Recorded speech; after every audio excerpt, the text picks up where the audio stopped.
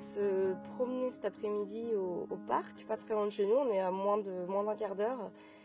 On est parti sous un grand soleil et on arrive, il pleut, limite il grêle, donc on va attendre quelques minutes dans la voiture et puis on verra après si ça se dégage, on pourra sortir. Et en fait, aujourd'hui je voulais vous parler, il y a sûrement des personnes d'entre vous qui sont enceintes, ou qui ont un projet bébé, ou qui connaissent des gens qui veulent un bébé, ou qui sont aussi en attente d'une naissance. Et en fait, on se demande toujours ce qu'on va acheter, quel est l'équipement de bébé idéal, parce que c'est vrai que quand on va acheter autour de bébé neuf, quand on va partir dans n'importe quel magasin, ils proposent mais des trucs, il y en a plein. Alors il y a de quoi y mettre des fortunes. Et au final, moi je vais vous parler aussi de notre expérience, de ce qui nous a réellement servi, ce qui est réellement indispensable. Et vous allez voir que ce que je vais vous dire, ça va faire du bien à votre portefeuille, mais ce sera pas du tout dans le sens des industriels en tout cas. Évidemment, il y a les choses basiques, hein, bon, les habits de saison, ça paraît logique. On en a besoin, mais je vais plutôt vous parler en fait du gros matériel indispensable. Alors, voilà, souvent quand on attend un bébé, je me rappelle nous avec Arthur vers 3-4 mois de grossesse, je pensais déjà à acheter l'équipement, le trio, vous savez, nacelle, maxi-cosy et puis poussette. Voilà, donc ça c'était le premier achat qu'on a fait pour Arthur. Et puis donc on a acheté le tout, un trio chez Bébé Confort, voilà. Et en fait, au final, on s'est servi principalement du Maxi Cosi parce qu'on s'en est servi en siège auto. Donc oui, le Maxi Cosi est à acheter parce qu'il sert de siège auto. En tout cas, alors suivant la taille du bébé, pendant au moins une petite première année. Oui, nous, Gaspard, il a 7 mois. Je pense que là, dans 2 mois, il va être trop petit. Donc on va voir pour acheter autre chose. Mais bon, en tout cas, le Maxi Cosi, oui, un investissement idéal parce que du coup, on s'en sert comme siège auto. C'est très sécurisé, c'est très bien, c'est dos à la route, c'est très pratique. L'idéal, c'est vraiment le porte-bébé physiologique. Donc moi, j'ai opté pour une écharpe Je porte mon bébé parce que j'adore l'élasticité en fait du tissu.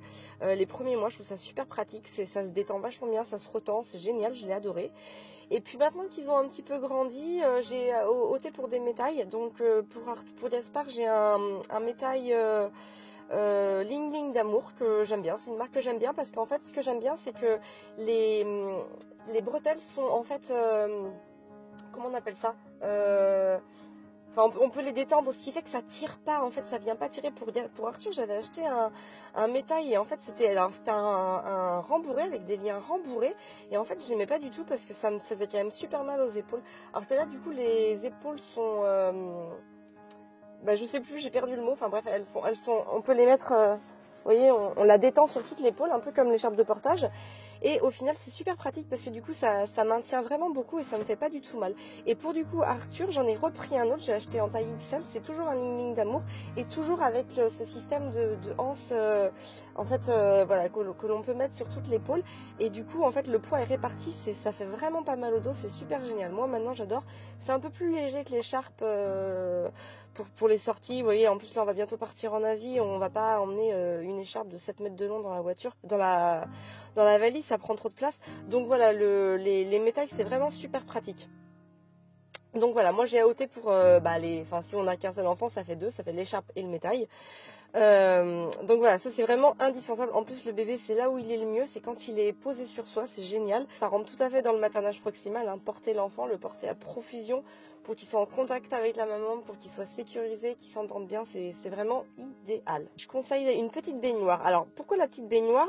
Parce que quand le bébé a 2-3 mois, et ben en fait mettre de l'eau dans toute la baignoire, si on a une baignoire, ça prend quand même beaucoup d'eau. Donc la petite baignoire, la réduction de baignoire, on va dire, ça permet quand même d'économiser de l'eau. Je m'en suis servi 2 petits mois et puis après je l'ai mis dans le bain du coup avec Arthur en motricité libre, c'est-à-dire allongé dans sa dos. Alors évidemment, toujours avec, j'étais toujours présente à côté évidemment, mais au moins il s'éclatait, il pouvait bouger les mains, les jambes et il s'éclatait avec Arthur, enfin il s'éclate toujours d'ailleurs. Et voilà, c'est bien plus pratique. Pour l'aire de jeu, eh bien un miroir avec un tapis épais, voilà, ça suffit largement. L'enfant, le nourrisson en tout cas n'a pas besoin de transat, d'oumou. C'est anti-motricité libre, c'est anti-mouvement, ça sert à rien. Donc un bon tapis épais avec un petit miroir, enfin un bon miroir. Voilà, ça fera le bonheur du bébé. Et puis alors du coup pour les mamans allaitantes, moi je conseille évidemment un tire-lait. Moi j'ai loué le mien à une pharmacie, mais un tire-lait c'est quand même vraiment indispensable. Et puis soutien-gorge d'allaitement évidemment. Et après pour ce qui est tenue d'allaitement, alors moi je me suis pas pris la tête. J'ai simplement acheté une petite collection de débardeurs à fine bretelle, hein, vous savez on les trouve partout à moins de 5 euros. Et puis voilà, en fait je mets ça sous chacun de mes habits et du coup je peux remettre absolument tout, tous mes pulls, tous mes gilets, tout, je remets absolument tout. Et dès que j'ai besoin d'allaiter, hop, je soulève en fait le pull et en dessous du coup j'ai ce petit débardeur qui me permet de, voilà, de cacher le ventre, etc. Donc de faire ça en toute discrétion. Si on résume, on a donc bon, les habits évidemment, on a le porte-bébé physiologique, le tire-lait, la petite baignoire, les soutiens-gorge d'allaitement, miroir et tapis épais. Donc vous voyez, vous en avez pas pour très cher à acheter tout ça et vous avez vraiment l'essentiel. Et il pleut plus et on va pouvoir sortir, aller s'aérer, super. Et voilà, je voulais juste dire quand même, j'ai quand même acheté un biberon, évidemment, puisque pour si je tire mon lait, c'est que je ne suis pas là, donc il y a besoin d'un biberon, donc j'ai acheté un biberon. Après, pour les mamans qui donnent du lait maternisé, bah, après, je sais pas trop, mais j'imagine qu'avec 2-3 biberons, ça fait largement l'affaire. Il n'y a pas besoin d'avoir 15 biberons à la maison, je vois pas tellement l'utilité en tout cas. Donc voilà pour les essentiels du nourrisson.